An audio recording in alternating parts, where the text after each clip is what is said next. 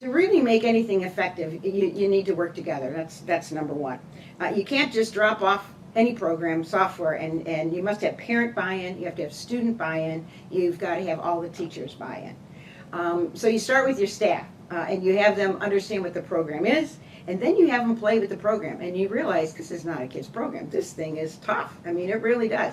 When I first took the program and played with it myself, and I'm like, oh, this one's easy. This one's, I can do this, I can do it. And then all of a sudden, it's okay, Lou. You keep trying.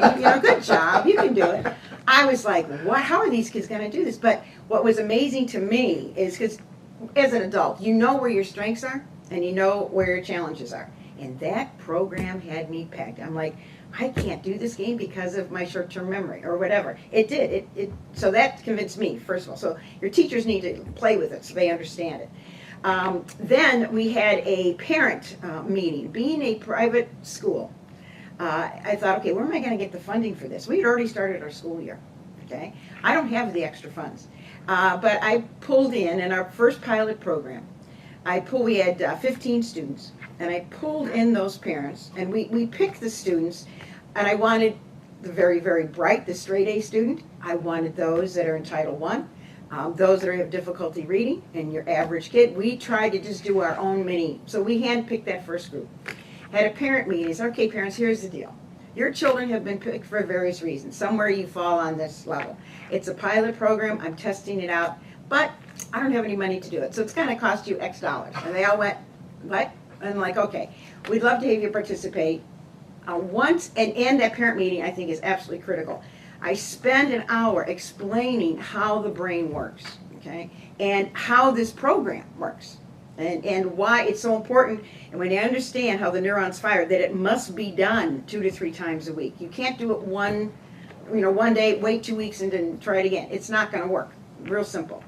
So once they understand that, and I had 2 in this group of 15, and I knew we have many on the tuition assistance because we're on the federal food program. Okay, so many of our children qualify for that, and so we had scholarships. So I only had to pay for 2 children out of the 15.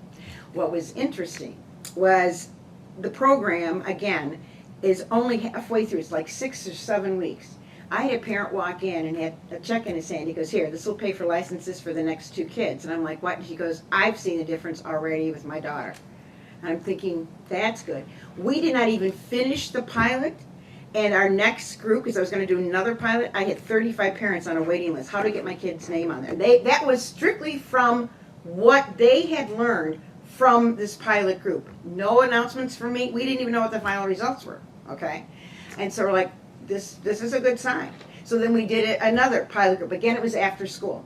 But the more we talked about it, we thought, boy, what would really be great? Because the scores were related to how many times they were there. Mm-hmm. The one parent says, oh, no, the program didn't work. I said, isn't this funny? Your kid was absent 9 times. It's not going to work, guys. And you can buy the product right now online. Any parent can do it. And I say that at the parent meeting. You want to buy it? Go ahead and buy it. Do it at home. Because the one mother said, I really want to do it. And you're all gung-ho. And for the first 2 weeks, it's great. And then all of a sudden, well, we missed one lesson. And then by the 4th week, and before long, it's not. So you really want it controlled. So keeping it controlled, right within your school is really, ideal. So so that really talked about, how I'm trying to get everyone involved. And then with the children, when I have this meeting, having the children see what the different games, as they refer to them, are, they're really kind of excited. They're thinking, okay, this should be fun. And that's how you get everyone really hooked together.